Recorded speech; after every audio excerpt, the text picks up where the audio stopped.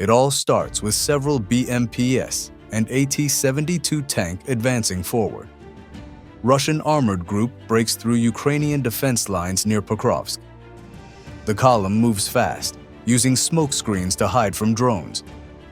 Russian forces deploy smoke grenades to prevent strikes from FPV drones and anti-tank missiles.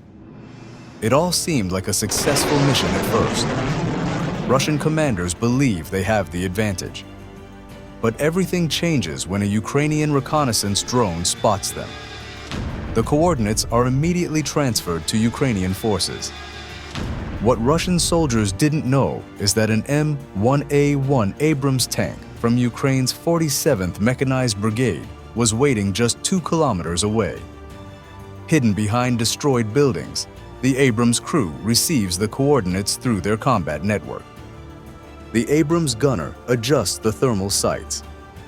Through the advanced optics, he can see the Russian column clearly, even through the smokescreen. The commander gives the order. The 120mm main gun is ready to fire. The Abrams fires. The round travels at over 3,000 miles per hour. It hits the lead T-72 tank directly. The turret is blown clean off, spinning through the air. The ammunition inside detonates instantly. The crew is eliminated on the spot. Russian soldiers in the BMPs witness their tank destroyed. They immediately realize something is wrong. This wasn't a drone strike. This wasn't artillery. This was a direct hit from another tank. Panic spreads through the Russian column. The BMP crews try to reverse, to escape the kill zone. But Ukrainian FPV drones were already in the air. The first drone strikes a BMP filled with Russian infantry. The explosion penetrates the side armor. Soldiers jump out and run for cover. Meanwhile, the Abrams adjusts its position. The crew has been trained for this exact scenario. They know Russian armor weak points. The gunner locks onto the second BMP. Another shot. Another direct hit. The vehicle bursts into flames. Ukrainian artillery joins the battle.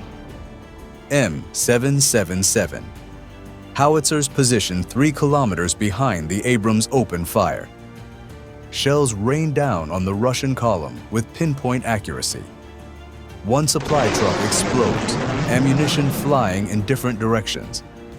A cluster munition is also used by Ukrainian artillery forces.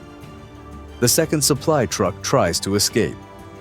It drives through the open field. A Ukrainian FPV drone catches up and strikes the vehicle. The truck explodes. Metal parts are flying in the sky. Meanwhile, Russian commanders realize they're trapped. They order artillery strikes on Ukrainian positions to suppress the enemy fire. A Russian artillery unit is deployed to strike back. Fire from Russian artillery intensifies. Shells land near Ukrainian positions. But Russian forces have a critical problem. They don't know where the Abrams is located. The tank has already moved to a new position. Using destroyed buildings as cover, the Abrams repositions for the next strike. This is how Ukrainian tankers survive. Shoot and move. Never stay in one place. Russian artillery fires blindly into the area, hoping to hit something. Shells explode across the battlefield. But it's too late. The Abrams is already gone. Meanwhile, Ukrainian soldiers watch from defensive positions as the Russian column falls apart. BMPs are burning, trucks are destroyed, infantry is scattered across the open field with no armor support. Then Russian reinforcements arrive. Another column appears from the east. 2 more T-72 tanks and several BTR armored personnel carriers try to flank Ukrainian positions. Russian commanders are desperate. They need to break through. Ukrainian drone operators were ready. They've been tracking the second column for the past 10 minutes. FPV drones are already in position, waiting for the perfect moment to strike. As Russian tanks cross the open field, the drones attack. One after another, they dive toward the exposed vehicles. The first tank is hit in the engine compartment. Smoke pours from the back. The crew tries to evacuate, but a second drone finishes the job. The tank explodes. Ammunition detonates, tearing the vehicle apart. Meanwhile, the Abrams moves to a ridge overlooking the battlefield. From this position, the crew has a clear view of the entire Russian formation. The thermal sights light up with targets. Tanks, BMPs, trucks, everything is visible. The gunner doesn't hesitate. He fires at the second T-72. Direct hit. The tank's ammunition detonates, creating a massive explosion. The turret is sent flying 50 meters into the air. Russian soldiers realize their assault ends in disaster. They abandon their vehicles and run toward the tree line. Ukrainian artillery opens fire at motionless targets. Shells continue to rain down. Abandoned BMPs are destroyed one after another. FPV drones deliver final strikes to Russian tanks. Ukrainian drone operators keep sending drones, making Russian soldiers flee from the battlefield. Meanwhile, one Russian BMP manages to break through the kill zone. It's driving at full speed, smoke pouring from the engine, but still moving. The crew inside is trying to reach friendly lines, but Ukrainian forces leave them no chance to escape. A Vampire drone locks onto the vehicle. It drops an explosive directly on top of the BMP. The roof armor collapses. The vehicle crashes into a ditch and catches fire. The crew leaves the burning vehicle and flees. Ukrainian artillery receives the coordinates of fleeing Russian soldiers.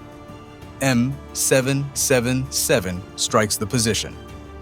A precise hit from Ukrainian artillery. As the result, Russian soldiers carry massive losses. Meanwhile, Russian commanders send small vehicles to evacuate the remaining soldiers, but to no avail. Ukrainian FPV drones take them out one after another. The first evacuation vehicle is hit, then the second one. Russian forces keep losing vehicles. Ukrainian drone operators are relentless. The Abrams crew observes the aftermath through thermal sights. The battlefield is covered with destroyed Russian vehicles. At least 6 tanks destroyed. 10 BMPs burning. Countless supply trucks turn to scrap metal. Russian losses are catastrophic. Over 100 soldiers killed or wounded. The assault has failed completely. Ukrainian reconnaissance drones fly over the area, confirming the destruction. They send footage back to command. The 47th Mechanized Brigade has successfully stopped another Russian advance. Meanwhile, the Abrams knows it cannot stay in this position. Russian counter-battery radar has likely detected their location. Artillery strikes will come soon. The Abrams starts moving, driving back toward Ukrainian lines. The crew uses cover of destroyed buildings and tree lines. They've done their job. They've stopped the Russian advance. Not only that, but they've destroyed key targets. And most importantly, they've survived. Ukrainian soldiers secure the area. They check for survivors and document the losses. As the sun sets over Pokrovsk, smoke continues to rise from destroyed Russian vehicles. The Abrams tank is already kilometers away, hidden, refueled, and ready for the next fight. Because this war isn't over. And tomorrow, another Russian column will advance, and the Abrams will be waiting.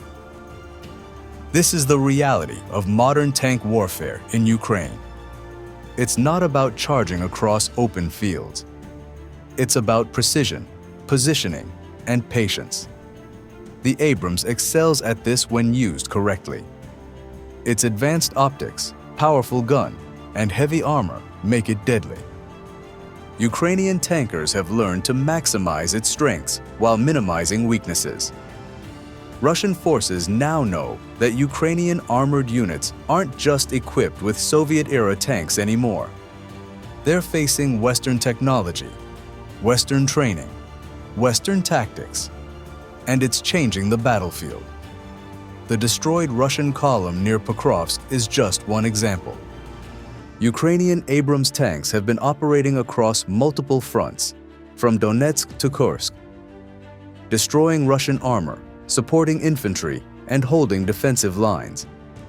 Each engagement teaches both sides valuable lessons. For Russia, it's a reminder that numerical advantage doesn't guarantee victory. For Ukraine, it's proof that Western equipment, when used properly, can turn the tide. Russian commanders will think twice before sending another column through this area, because now they know. The ABRAMS is out there, watching, waiting, ready to strike.